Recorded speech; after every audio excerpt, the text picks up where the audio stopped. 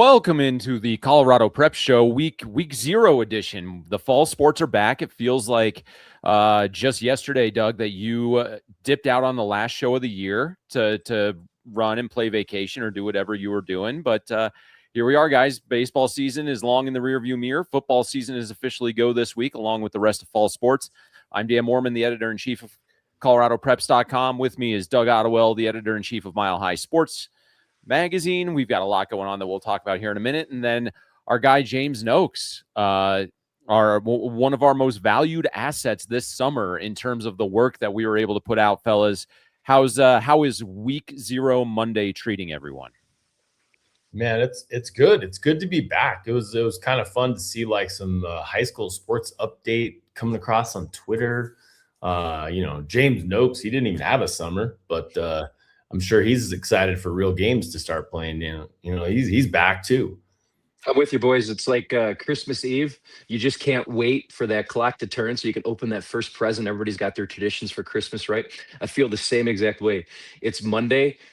Zero's not even a number. Let's play a game already. It's like you're just jonesing to get there. I'm stoked. I'm psyched. I cannot wait to get things started. Well, and before we really dive into the full, what are we looking forward to? It would be borderline irresponsible of us to not dive in. First and foremost, news broke, I believe, on Friday from our good friend Kyle Newman of the Denver Post. Legend head coach Jake Heaps has been given a 2-game suspension to start the year and is ineligible to coach in the playoffs. He is on restriction from CHSAA. That stems from the fact that the Titans were already on probation for an assistant coach reaching out to players outside of Legends boundary. And then that was followed up with Legend having a padded practice. I believe it was either Thursday or Friday. So we've got like some hot, spicy, gossipy news to start the football season. But Doug, I want to toss this to you first. You are the son of a former CHSAA commissioner. Rules have been broken. This is actually one of the firmest punishments that we've seen out of the CHSAA office in quite some time now. So when you got wind of what was going on at Legend with Jake Heaps, what was your initial reaction? Well, I my initial reaction anytime someone at a high school level gets in trouble, it's always sort of that. I feel first and foremost for the kids. I mean, Legend's a really good team, a lot of talent there, and look, Jake Heaps has built a really good program. So you hate to see what should be a promising season, and probably still will be, kind of start off this way. But I also feel like in the wild world of sports these days, there is this kind of notion, and I think a lot of it kicks off with college football. There really seems to be no rules. And I think the worst thing that the CHSA or any high school organization around the state could do would be to fall into that trap and to not enforce things when infractions take place. I think it's as important now as it ever has been to, come down hard. And I think that's vital in today's landscape, because we've seen it in a lot of different places, because whether it's, professional or college, I think kids are seeing the wrong message. Kids and parents and in some ways coaches, they're seeing the wrong message out there from a lot of different sources, and this kind of lawless land, and I reference college football was first and foremost. I can see how people are kind of all do what I want. So I think it's very important for the CHSA to lay down rules, and I think they did the right thing in this instance. James, you're not a Colorado guy, and you and I were texting on Friday when this broke about things that you've seen both in your time, I think, working in all assets of it, or all facets of it, right? Media, as a coach, as an athletic director. So when you saw this, I mean, how much of this, how would you evaluate this over what you saw when you were in Memphis or in Illinois? All right, Dan, that's a great point. With Doug on the protections for players. As a coach and as an athletic director in Memphis, I could recall taking my stepson to spring basketball games, and there's supposed to be no contact between coaches and teams. It's supposed to be an organized open gym where coaches are simply there to facilitate, hey, make sure everybody stays safe, and it's run by the players. I can't tell you how many times I walked into a gym and saw a coach on the floor pushing players around. You go here, you go there. This is where the screen should be. That's illegal. I'm also not a snitch, but as a coach, I never broke those rules. Those rules are there for the players. They're to give them a breather. They're to let them be students first. They're to let them have time to recover. So it's something I saw as a coach and athletic director all the time, unfortunately. And I just saw it happened in Illinois. In my former, I keep up with many of the sports writers up there. It just happened in the state where I spent 31 years, where a 5-time defending champ was busted for the same exact thing. It was their first warning. Their coach, who is a former Heisman finalist, was suspended for 2 practices. So I'm giving all the credit in the world to Chassa here for actually laying the hammer down. As we get to the pro level, if a coach were to try this, they'd call their agent and they'd walk right out. Players have a lot of agency. We're starting to see that even at the collegiate level, where there's a certain amount of hours and players are paid, they have more power. At the high school level, you do it or the next kid plays. There's no agents. There's no one to protect the players. And I can tell you, as a stepdad observer, there's even less agency for the players at the grade school level, where I just came from, and seeing some of the things that take place there in terms of time between games, practices running over their allotted time, it'd blow your mind. I'm all on the players' side here. Yeah, and I think I'm 100% in agreement with you guys. I think it's really good that it was identified that rules were broken and punishments have been dealt out. So a quick clarity piece is that there were 2 other teams who practiced prematurely in pads. There was Chatfield up in Jeffco, and there was Vista Ridge. Both of those coaches have been suspended for 1 game.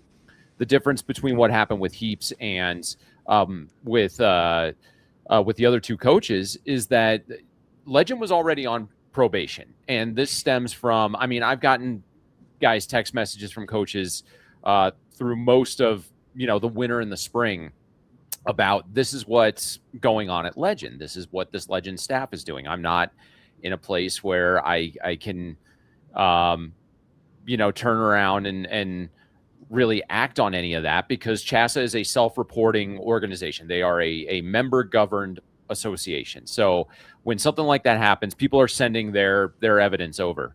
But there's been some frustration just in terms of the level of quiet that comes out when some of those rules are being broken. And when this happened, I spent a lot of a week ago yesterday on the phone with a couple of coaches. I had seen a Facebook post of Vista Ridge's padded practice. I had seen, and then I had heard what had happened with Chatfield and with Legend. So, I was doing my own digging into some of it. Kyle, I got wind that Kyle was working on a really big piece for it. So, I respect Kyle, the way he goes about things, the way that he does things. So I kind of left that alone. But I think the biggest frustration is this happened. This is a repeat offense. Like, you have to throw the hammer down on them. And losing your head coach for a team that made it to the quarterfinals in 5A last year and has ambitions of at least making it that far, potentially further, that's a big blow to be dealt. And he can be taken off restriction before the postseason, but a lot of things are going to have to happen. And considering that they had already gotten in trouble for what essentially amounts to a recruiting violation, I don't see that happening this go around. Yeah, and I think it's interesting too. And I talk about the landscape of lawlessness and all this stuff that goes on. But the other component of that, and you talked about it just a second ago, is social media is almost a tattletale source. And again, this is something that kids and coaches and parents, they're seeing it everywhere. Everybody posts everything on social media, especially when it comes to sports. And so there are a lot of instances where people are just excited about what's going on around them, not thinking, if I post this, I'm essentially tattling on myself. And I think that there's so much evidence of things that are going on because people just post it. So it's not hard to identify when there's an infraction when that's taking place. And we see it all over the place. But yeah, I think it's just it's an interesting time for one. And I do think, like James was saying, it's just not high school. I mean, this is starting when kids are little. And, competition and being the best, the value on that is higher as it's ever been. And so everybody's willing to cut corners. So I think it's now's as important a time as ever that rules have to be administered and punishments have to be, followed through. Yeah. And it's definitely a big storyline to start the season. The other thing I want to mention, and then we'll just move on to actually like, what are we looking forward to about the football season? But when each coach is going through their process of being CHASA certified to act as a high school head coach, doesn't matter if it's a head coach, assistant coach, I think even the volunteers are going through it now. Part of what you have to select, and it's not exact, I'm more or less paraphrasing here, but you basically have to check a box that says have you read and do you understand our bylaws? And there's only one correct answer. If you don't click the right answer, you don't get to move on. And so it's really, really hard to think that either, I would say what with what's going on at Legend, the rules were either acknowledged and ignored, or we just checked yes, but we didn't actually do the work to figure out what we were and were not allowed to do. And I'm not really sure which one is worse in that regard. My hope is that, as Legend learns from this process, that some of those procedures, some of those issues are kind of dialed in, and they're a little bit more diligent with their coaches over, hey, do you understand what's going on? In the bulletin, guys, there was no wiggle room. There was an exact date that you were allowed to practice in pads. And now if you're a guy like, and I got to spend some time in the offseason with Matt Wibbles, the Vista Ridge head coach, and Matt's, I get along great with Matt, and I don't think he is doing anything nefarious whatsoever. I think in his experience, because he's been doing this for so long, my guess is he probably got to a point where there were 5 acclimation days that you could only be in your helmet, and then on the 6th, you could get into pads. And so maybe that's just a situation where he didn't read everything closely enough, and I don't think he meant to violate the rules by any means. I just don't know if he was dialed into the date-specific stuff. So, and I wouldn't be surprised if that was the case at Chatfield. And you can make that argument to me. It's still spelled out pretty clearly in the bulletin. So that's where, it's a little tough that if you didn't know, that's really on you. But Vista Ridge and Chatfield will move on pretty quick. I think Legends, come November, that's going to be a big, big deal for them. But before we dive into the rest of football season, for those who aren't aware, we published a football preview magazine. Should be going out to everyone this week. I mean, look at that piece of beauty. And I think the 3 of us in this studio, how many man hours did we all spend putting this thing together to try and create a product that showcases Colorado high school football at its finest. So, James, you did so much of the legwork on the inside and coming up with little factoids that you can find throughout the magazine. What's one of the more interesting things you learned about Colorado high school football in this process?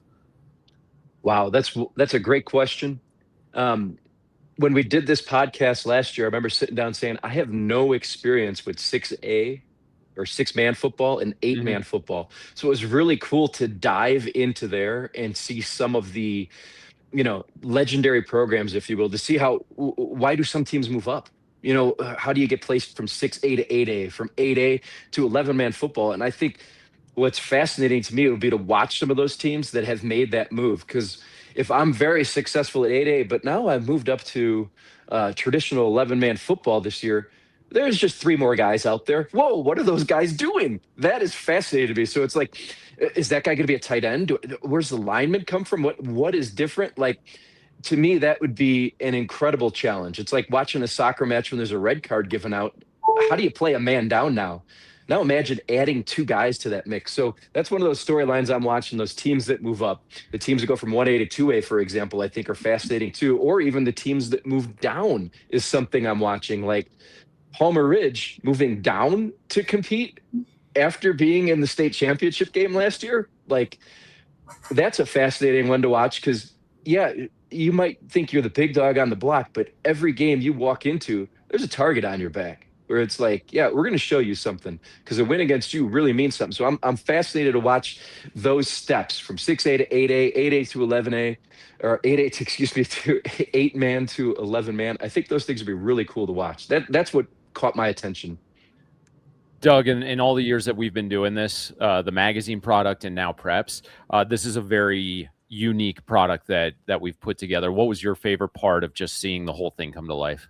Well, as a magazine guy, and we've been doing this this will be our 24th year. As a magazine guy, there's nothing that makes me happier than coming off the press and seeing something that is this thick. I mean, when I hold this thing, it's substantial. It's bigger than a lot of our Mile High Sports magazines have been lately. And, number of pages doesn't mean something is necessarily good. But I can tell you from a publishing and an editing standpoint, this thing is packed with information. I mean, the amount of work that you guys did to preview every single team in the state. And I don't, I think people could understand saying, oh, let's do a college football preview and we'll see what CU's up to and see what CSU's up to, and maybe even swing around the RMAC, see some of those teams. But to do every single team in the state, and do it in depth. I mean, you guys have players to watch, season synopsis, everything you'd want to know about how they finished last year. There's a lot of information in there. The equivalent that I always compare it to is back in the day, and James, I know you can remember this because we're closer in age, but like, you get that Street and Smith's college basketball thing sometime in the fall, and that was your Bible. That's how you figured out which college basketball teams were going to be good, which college players you wanted to watch on ESPN's Big Monday. And this magazine is every bit of that. It really is a complete guide, and I say emphasis on the word complete, to high school football in Colorado. I mean, if there's any team you want to know anything about, it's in this, and you guys did a phenomenal job of breaking all that down. So to make Doug, it easy, to your point, Doug, too, like you mentioned college basketball, right? Like Street and Smith is just awesome. All those teams have a lot of information out there. You can find that information. The challenge, and not to put the weight on Dan and I's back like too extravagantly here, but some of these teams might not have posted all their information on Max Preps. So you've really got to go deep. Like, I'm looking through stories from little newspaper groups I've never even heard of. And I'm like, wow, how do I find this information? And Dan and I go back and forth. And Dan, having the wealth of knowledge he has about the area, says, well, that's a program that sometimes struggles. And here we are trying to nail it out. So like, not only is it a deep dive, but he and I also really did some deep work sometimes to really, gosh, just find information for what was out there. And for those looking to get their hands on this, there's a few ways that it can be done. We're sending a couple of copies to every school with a football team in the state. Like, that's actually one of the more proud achievements of this, is we're able to, we're going to put this directly into people's hands. You see the title sponsor on the cover, Wings Credit Union, formerly ENT. You can go to any Wings Credit Union service center in Colorado and pick up a copy for nothing. They're just going to be sitting there waiting for you to come in the door and grab one. Or you can go to coloradopreps.com, find and we've got the link posted to the store, and it's a $10 retail product. Check out our socials. The link's up there. We'll post it again today, and we'll post it in the link when we put this entire YouTube video on the website today. So with that, guys, we're going to launch directly into the football season. I had some bullet point storylines that I'm definitely keeping my eye on, but I want to start with you guys. Like, when you think about what's going to start going down on Thursday night, what are we keeping an eye on in terms of high school football? And James, I'm not going to let Doug steal your answer, so you go ahead and start us off. Thanks for that. I do have a rooting interest, I suppose, in this a bit with a 14-year-old that's at Palmer Ridge. I want to track that team closely. It's close to my house as well. It's easy for me to get out there and see a game. I think what a tandem here in terms of what they've been able to put together here. I think this is a dynamic, dangerous team. They fell short last year. I think they're out for revenge. I think they're the team to watch when it comes to hoisting a championship in 3A this year. I think they sit atop the rankings all year. I don't think they lose a game. And I think that becomes a powerhouse in 3A this year. And one quick note before you go, Doug, they're also playing in a 4A league. So for them to not drop a game, playing above their designated weight class, I'm not sure that they're playing out of where they actually, the league is probably where they should be playing, but they're punching up a weight league wise. So to say they're going to come away with 0 losses is still big. Yeah, I think for me, the big story is it's the landscape of 5A. Cherry Creek is going on a back-to-back championship seasons. They have a chance to three-peat. They're sort of getting into that realm, and you look back at history. You had Mohrmann that did that for quite a while in the early 2000s. Cherry Creek did it in the mid 90s. We saw Valor Christian with Christian McCaffrey have a similar kind of run. And now Dave Logan is back kind of in this, hey, we got a program that might win 3 in a row. And I think anytime you have a Goliath like that is dominant, that's winning state championships, not here and there, but 2-3 in a row, I think it becomes a story, because I think every team around the state wants to take that team down. And I know Cherry Creek has some challenges to get back there this year. They lost Brady Bodica, who's a phenomenal player. Going on to Louisiana Tech, I believe, to play quarterback. Great athlete, and a kid that obviously understood winning. I think he won 3 out of 4 in his tenure, which is really impressive. But you've got Valor with this kind of resurgence. I mean, they've got arguably the best quarterback in the state. Plus, they have their second year of Mike being a head coach, and there's just a lot of big stories. You have Mountain Vista, I think, is a team that's been knocking on the door for quite some time. Last year, we saw Ralston Valley and Arvada West kind of come out of nowhere. So I'm sure there's going to be one of those teams. But I do think this is a year that, everybody is gunning for Cherry Creek. They might be down just a little from where they were. So I think it's going to be really interesting to see what happens at the top of the 5A level.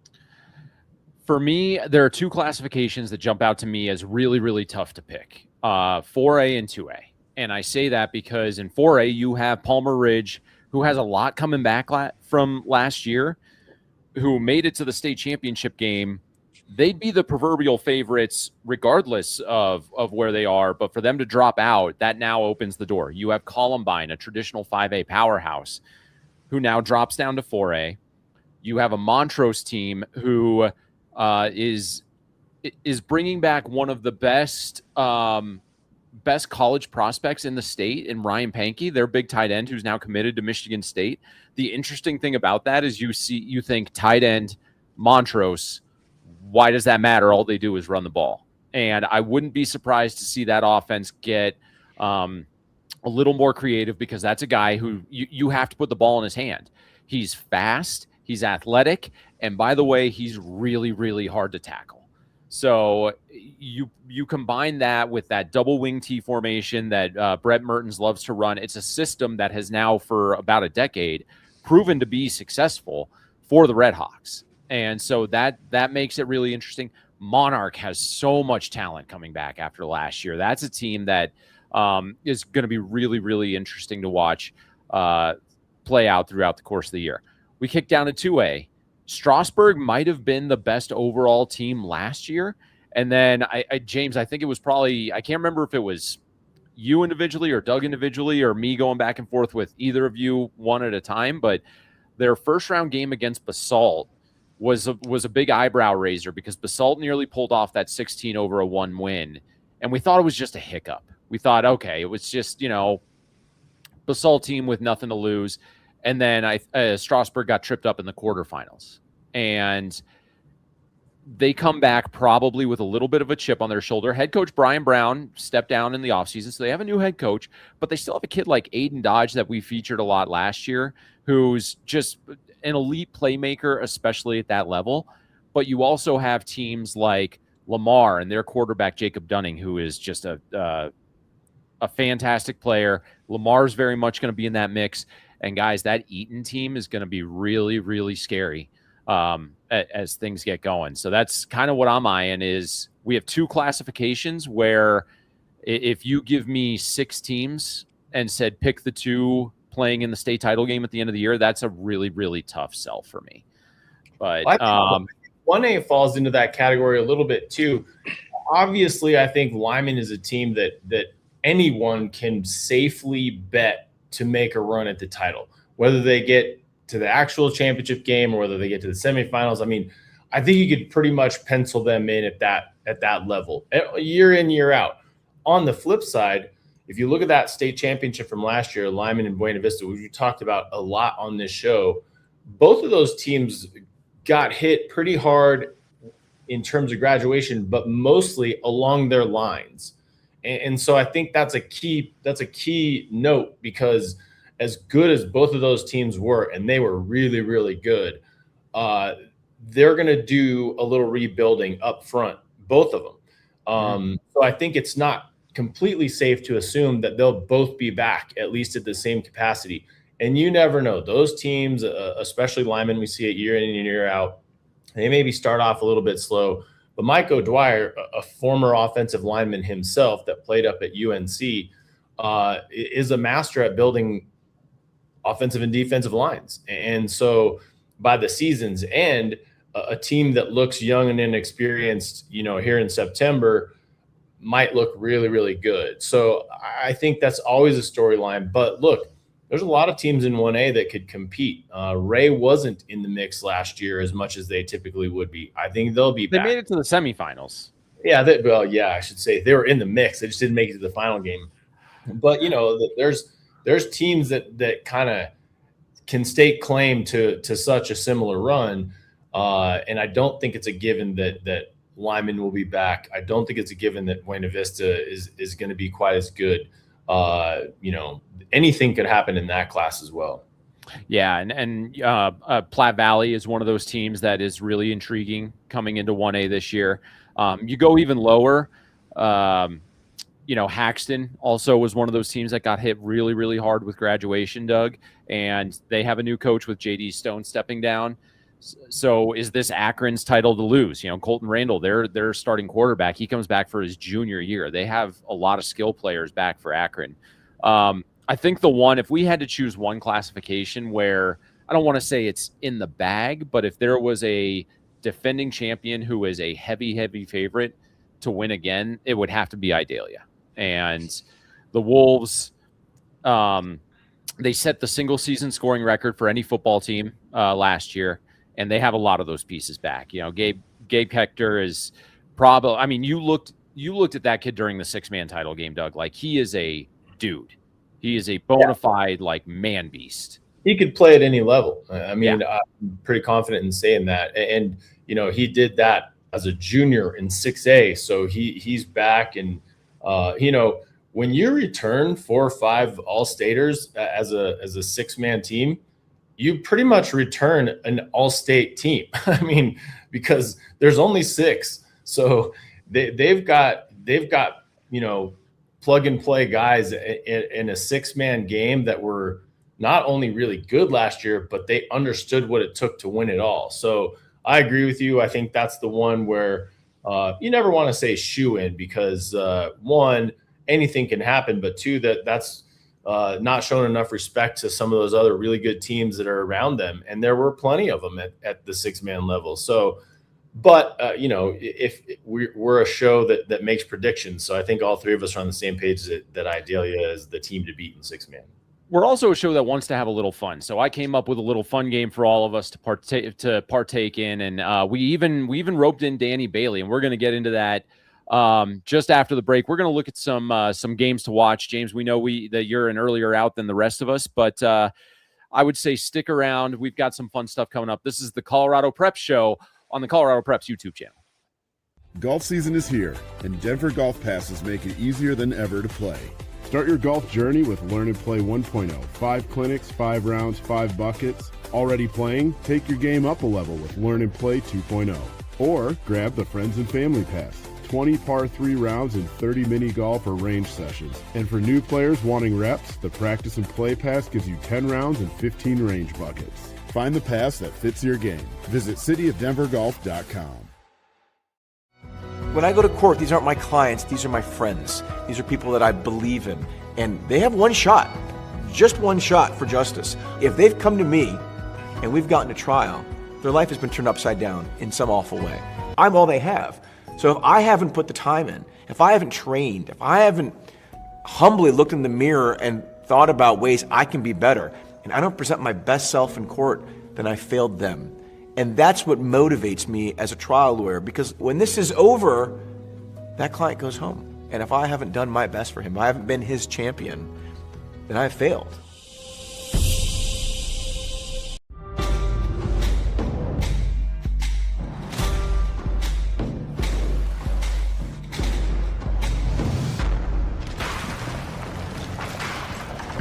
There are those who say the modern world has made us lose touch with places like this.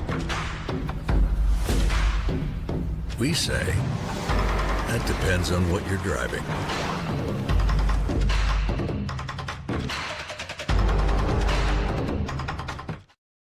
Welcome back into the Colorado Prep Show. Dan Mohrmann, Doug Ottewill, James Nokes.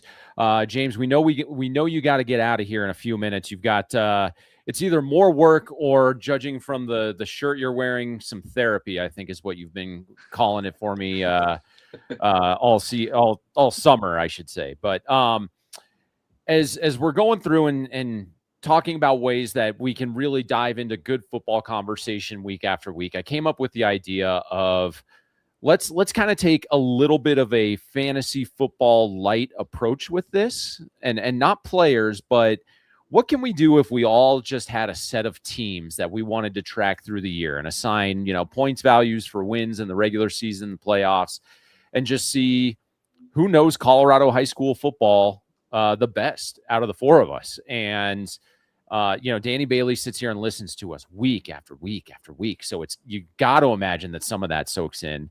I would say between the three of us, after putting together this football preview magazine, I think all three of us would be a little salty if we didn't finish in first place with this draft. So real quick, and we're not going to go through and actually draft the teams. The way that we did it, just to explain to everyone, was we figured out a draft order, and through the weekend, we basically started texting back and forth. Sometimes, some people fell out of order. Some people got confused over which teams to take. But if Danny Bailey's got it ready, the results of the draft were official as of this morning, and we can throw those up whenever Danny's got it. But that's where we stand right now. We each had 10 teams. You had to take a team from every classification, and then 3 at-larges, and you had to fill out the classifications before you went into the at-larges. So that's where that's where everything shook out. So I want to ask you guys, through the course of this, was there any particular team you had your eye on? Who did you get that you were looking to get? Who escaped you? How do you feel the draft turned out in your favor? James, go ahead. I did have my eye on Monarch, and they were taken just before I had the chance to pull the trigger. So that was a little bit of a bummer.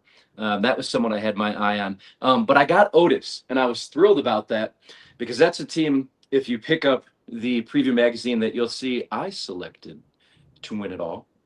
And I was able to get my man Otis, and for 2 reasons. One, I was thinking back to Animal House. If you've seen the film, Otis Day and the Nights, you can't beat the jokes left around there. But I was also able to pick Otis because they've got one of the best two-way stars in the state in Cambric Klinsman. And I'm thrilled to follow his progress this year. They lost by a point in quarterfinals last year. Let's see Otis make a run this year. So I was thrilled to get them a little bit later in our draft. Doug, you went with the 6-man favorite in the very first round. I mean, how much? Wisely so. I mean, we all just sat here and said, how could we not pick them? And I they fell to me at number 2, I believe. My biggest surprise of this draft was that how 3 fairly competent individuals could let Cherry Creek slip by them 3 or 4 times before I got them with my third pick. I mean, I thought, hey, I'm going to take Idalia. They're the shoe-in. Akron looks loaded. I think I won't say they're a shoe-in, but in an 8-man, I think we all agree they're the favorite. And Cherry Creek, the most dominant football program in the history of this state, falls to me in the third round. Shame on you guys. Shame. I take exception to that because Lyman is the most dominant football program in the history of this state. If we're assessing by this number of state championships that they've won. That's fair, but look, you pick them right away. I mean, that you got them clean with your second pick, which in a snake draft was basically might as well have been your first pick. Right. If he wants to jump on camera and ask and tell us this answer, we're happy to have Danny Bailey here, but Danny Bailey drew the number 1 overall pick. What made you go with Valor over Cherry Creek? I'm a big Mike Sanford guy. I'm not going to lie. Had some good interactions with Coach at Broncos camp recently and last year when we were doing the Road to State show. So I'm high on Valor this year. Did Mike pull you aside and say, you better take me with the first pick, Danny? No, there was no influence. There was no influence directly from Mike, no. He was probably just gushing about Titus Stewart and the year that he expects QB1 to have. Exactly. That's all he probably did. And you sold it. You were sold on. I bought in. So those are the results of it. I think week to week, guys, I've built a spreadsheet to kind of track how we're doing points wise. It's 1 point for a regular season win, 2 points for a playoff win up to the semifinals. If you win a semifinal game, I believe it was 4 points and then 3 points for winning a state championship. I kind of based it loosely off the old individual tennis state tournaments for boys and girls. So semifinal win is big, and then your championship than a semifinal. Yeah, well, I mean, you don't want to weight it too heavily. Like if you pick a game that gets to the championship team or a team that gets to the championship game, like, you know, I think winning the state championship shouldn't automatically boost someone so far ahead. Have you never played March Madness? I always got yelled at when I organized March Madness and valued the national champion at way more points than everyone else. And I thought that was ridiculous because if you pick the national champion, you should get more points. But anyway, James, we know you've got to run. We know you got stuff to do. That sounds extremely contradictory. I understand. It sounds to me like Dan Mohrmann looked at his draft, didn't like it as much as, say, my draft or your draft or Danny's draft, and decided, I think I need to adjust the rules to somehow tilt in my favor as the editor of Colorado Preps. I believe if I go back to a text thread before we made a single pick, that no, I did not evaluate the point structure in the text thread. But that's what I had. I am playing it honestly. That's what I had going forward, Doug. I think I even talked to you about it. So the fact that you're feigning outrage now is a little disingenuous. But James, it is 0 week in high school football. I was just peeking at Friday night. I do not see the Palmer Ridge Bears on there. I don't know if they play Thursday or not. But what game is jumping out at you this week just in terms of high school football? I do see those Palmer Ridge Bears. They go down to the Dutch. They are down at Dutch Clark Stadium to take on Pueblo East. That'll be a fun one. My first pick there was Fountain Fort Carson when I thought we were doing a week by week survivor pool. You can only take a team once. So I'll actually keep a really close eye on their Thursday night debut just to make sure that I get some points while I can. But I'm having faith in the Trojans. I'm thinking 8-4 last year. They make a deeper run this year. I think it's a team that they're gonna live up to that number 1 pick. That's gonna give them a little extra chip on their shoulder. They're gonna have a little Nokes luck on their side, and they're gonna crush it every week. So that's a team I actually have to keep an eye on now too. And let's just take a quick note. Dakari Relaford Jr. is maybe one of the best running backs we're going to see in the state this year. Montana State, going to study engineering, like smart guy too, so he can run by you. And then one day he's going to build your house or design your subdivision. That's the kind of athlete we like to talk about. For those who dish out the gold helmet, it sounds like we've got a front runner in week 0. There we go. So 100%. All right, James, go take care of your business. We appreciate you. We know we're going to have you on the show a ton this year, but thanks for partaking in the draft. Thanks for all the work you did in the magazine, and I will see you on the sidelines very soon, my friend. Thanks, boys. Have a great day. See you, James. All right, Doug, I'm going to ask you the same thing. If we're looking at a Friday night slate of games, what's jumping out at you? You know what? And I'm, to be fair, I'm not 100% sure if these are Friday or Saturday, but the top teams that go out of state to play people early in the season always is intriguing to me, because I think it's one of the hardest things, and it actually played into how I drafted. I kind of looked at those and I was like, man, is it smart to take a big school that's going to go out and play an out-of-state game because you don't know anything about their opponents? You know they're going to play tough opponents because there's really nothing to lose when you go out of state, and if you take a loss, it doesn't really count that much against you. But you know, these great programs, Cherry Creek, Valor, I think Mountain Vistas maybe taking a road trip, they go out and try to test themselves against some of the best teams in the country. And, you know, we may not get a point in our fantasy league because they take on someone really, really tough out of state that we don't know about. So I'm going to be keeping an eye on those. But man, there's so many good games, and I love the fact that it's week 0. You know, just gives you a little sense of who these teams are right off the bat. Yeah. And I'm looking at Parker, Colorado, because you have a good old fashioned area rivalry game between Ponderosa and Lutheran, which I can't think of a better way to start a high school football season than with a rivalry game. It gets your energy up.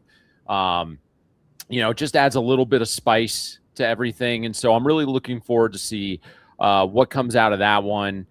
Lyman hosts Wiggins, who's, you know, usually in that playoff mix at 1A. Vista Ridge, Mesa Ridge is a really intriguing matchup to me because I know there were some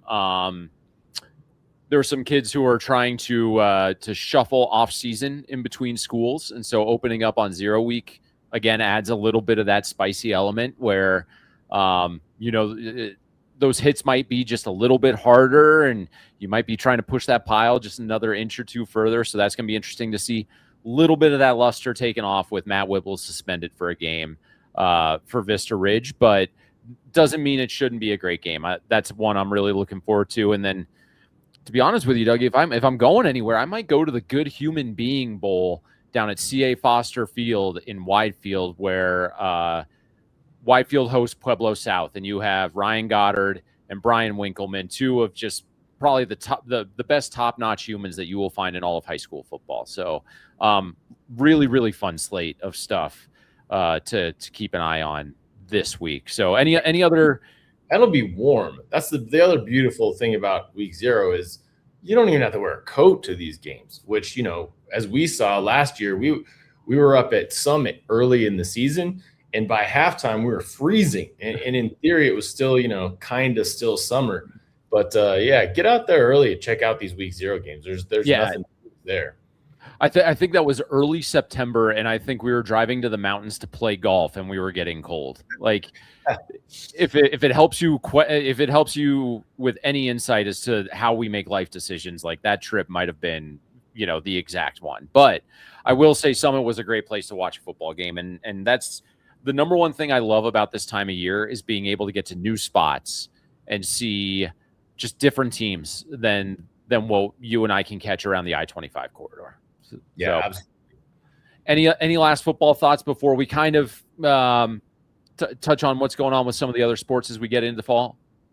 Well, I think, you know, just in a real general sense, and when we were putting this magazine together, the complete guide to Colorado high school football, something really jumped off the page to me, or the pages, I should say, is the number of really, really talented Division I caliber players that are playing in this state now. You know, you and James came up with a list of players to watch and teams to watch, obviously.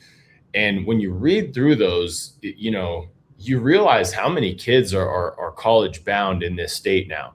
And that wasn't always the case. I would say there were always kids going to play at the next level in Colorado, but the number of bona fide D1 kids was kind of fewer and further between.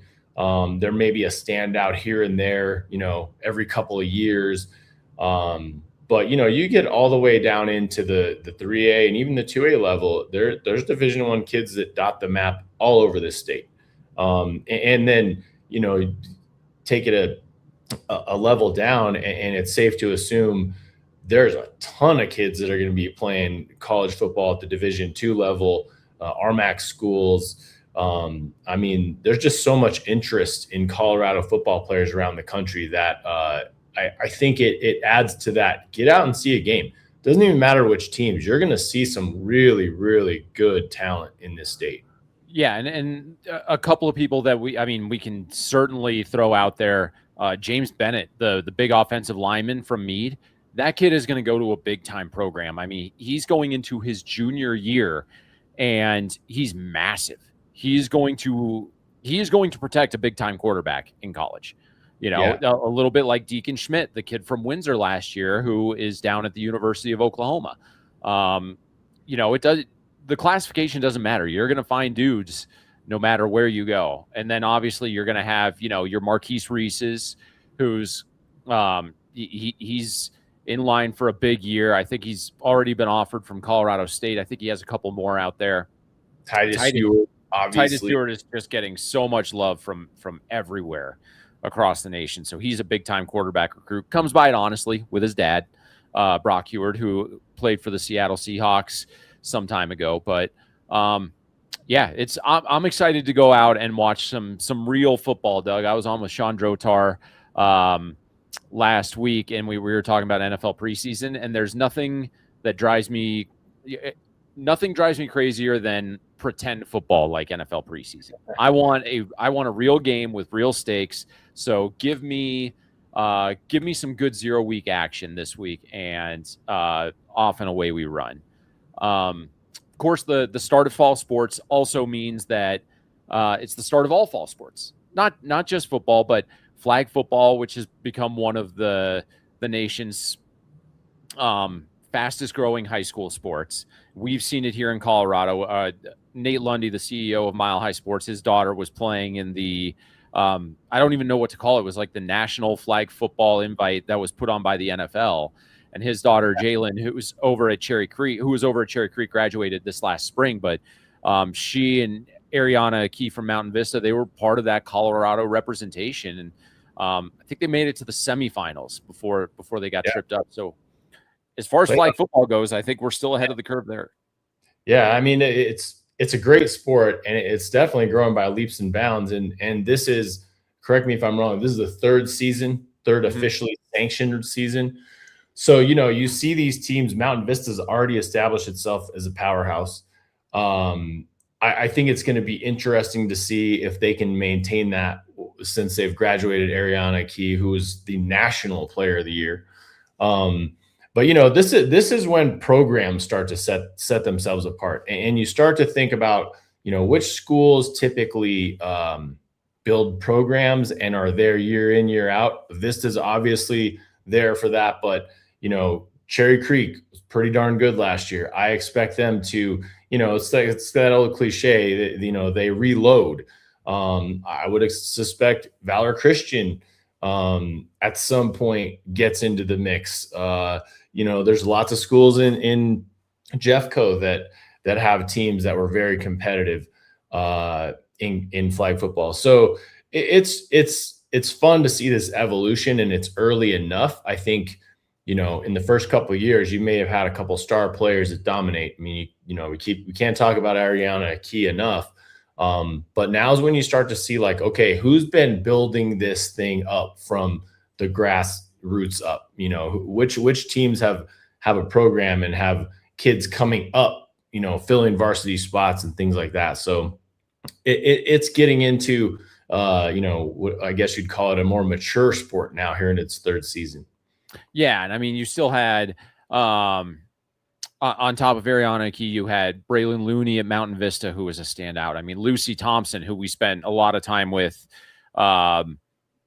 early this summer for a project. Lucy was an outstanding athlete, played in the softball and flag football championship games in the same day. And, all those talented girls at TCA. Green Mountain had a freshman quarterback last year that is just going to make waves.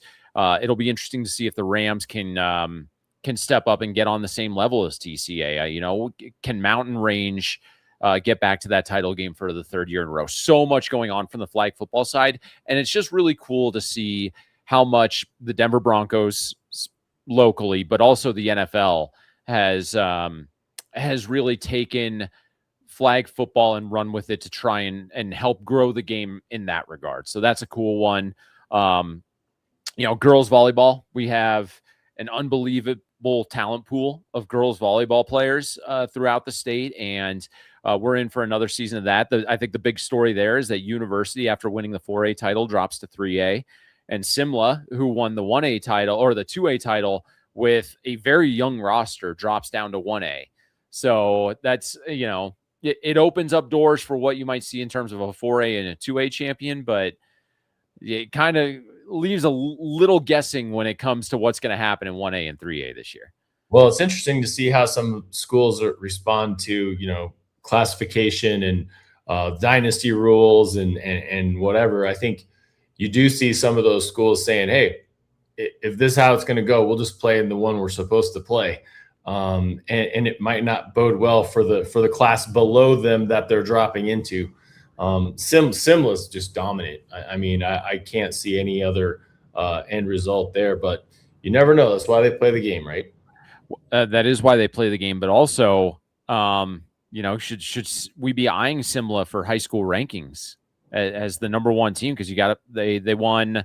They're probably in line to win 1A girls volleyball. Girls basketball, they captured the state title there, I believe, last spring. And it's just a school that has churned out solid team after solid team. So, while we're on Prep's publication products, I don't know, high school rankings, we might have to drive out to Simla. Yeah. And throw David Guy on the cover with some of his kids. But it's a tremendous program, long history of being very successful out there. Yeah. And then you even get to softball, where some of those dynasty rules did come into play. Eaton, because they made the state championship game and they'd won 3 years in a row prior, they didn't beat University for the state title, but they are now up in 4A in softball. Basically replacing the likes of like a Lutheran team who is now in 5A because of the private school multiplier. That's something that maybe we get into this next week, Doug, just everything that's coming into play with the new cycle, because we're in a brand new cycle. I didn't touch on it earlier, but 2A football is now a 2014 playoff bracket, which I hate. I loathe. I hope it's a 2-year experiment and then goes away, because I don't.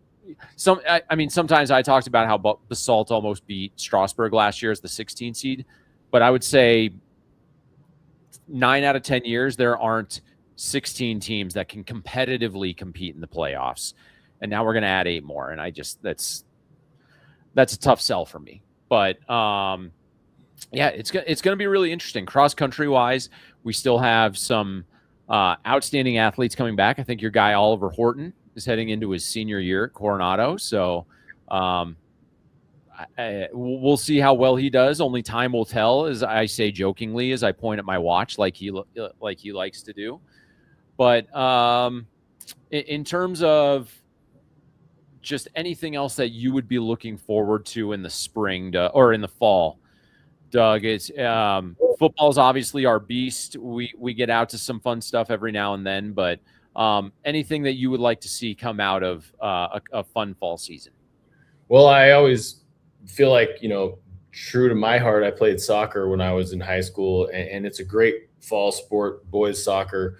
I think, at the 5A level, you've got some really good programs, Cherry Creek, Broomfield, those teams will be back. And I kind of always look forward to seeing who's good in boys soccer as well. Yeah. And then I'm naturally a big golf guy. I didn't get to go to the Cheyenne Mountain Invite last Monday because I was out of town, but Braden DeStefano, who won state his sophomore year, is off to a fantastic start of the year. If you were to not sort by classification, he is the number 1 ranked golfer in the state. And then right behind him is Hayden Dorsey of Manitou Springs, who we had on the cover of the All-State publication over the summer. He's trying to match twin sister Addie, who ended up taking 2A state for girls. So that's going to be a fun deal. What's that? Pretty good golfing family, you know. I'm assuming mom and dad could play. It's a pretty good foursome. You know, every time I bump into Sean Dorsey, Hayden's dad, Hayden will hit a shot, and this happened on Thursday. They were down in Cheyenne Shadows on Fort Carson. I was down watching a little of that tournament, and Hayden just sticks one incredibly close to the pin on the par 5 11th after he drove it 360 yards, just cut a corner and just smashed the ball down there. And he puts it to about 10 feet, and Sean just looks at me and goes, "He doesn't learn this from me." I don't know where he gets it, but it's not from me. So, but it's going to be a fun year to watch. I mean, the Colorado Springs area alone has 4 of the top 6 golfers ranked in the state right now. It's still young. Season is still young, but we're going to figure out if we can release our own little power rankings to see how those evaluate week to week. But in terms of everything else, I would say from a Colorado prep standpoint, we'll be doing a little bit more in terms of weekly rankings for all sports, not the rankings that'll go by selection or seeding index or max preps rankings, which determines playoff order now, but more or less a power ranking metric. And you and I have discussed it a little bit. We've added James because we value his input, but we'll do that week to week. We're getting our scoreboard ready to go for this weekend. I just got an email a little while ago from our guy Scott, and it's, you know, we're moving closer and closer to that. The Friday night scoreboard show is back. We will have we should have some details finalized this week as we get going for week 0. But man, anything else? I'm excited to go out and watch kids compete, man. It's my favorite part of the year.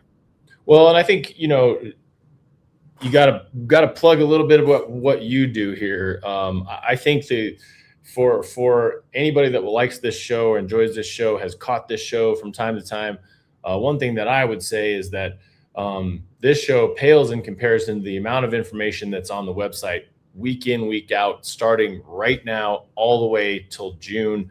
So, you know, if there's anything you want to know about high school sports, I feel pretty confident in saying that you can find it at coloradopreps.com. So, you know, that's my plug for you and your team.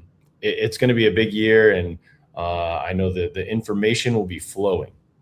That's right. And we'll be back here every week, all year long, just like we did last year. And this has been a great addition to what we do, just in terms of having the discussions we have, like we did to kick off the show, and just kind of giving all the recognition to those who are deserving on these athletic fields.